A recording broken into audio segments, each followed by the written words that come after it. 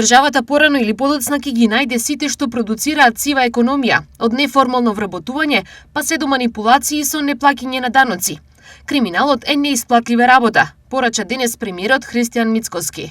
Криминалот не се исплати и тоа е порака до сите оние кои што мислат дека ќе функционираат по принципот како до сега, односно со криминал, со сива економија, со заскривање на даноци и така натаму, дека тоа се исплати, порано или подоцна ќе бидат пронајдени и ќе бидат изведени пред лицето на правдата. Ве молам, формализирајте го вашиот бизнис и немојте да мислите дека на тој начин ќе изиграте државата, бидејќи државата има своји механизми да ве пронајде, да ве извади и да ве однесе пред лицето на правдата. Министерката за финансии Гордана Димитриевска-Кочовска ги наброи клучните фактори за намалување на сивата економија. Токму во таа насока, прво што направивме како Министерство за финансии, секако како влада, е воведувањето на e-фактурата, едно од проекти кои што и самите знаете дека се зборува во последните 10 години, но никој досега немаше храброст да ја почне имплементацијата на e-фактура. Од тука очекуваме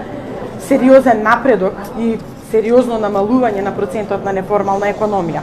Исто така клучно за нас е дигитализирање целосно на управата за јавни приходи.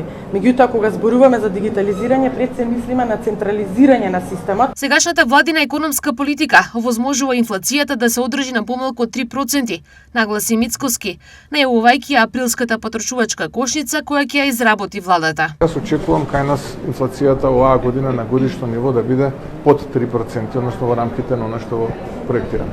Делот на храната минатата година имаше божикна кошничка, јануарска кошничка и така ќе биде и во април.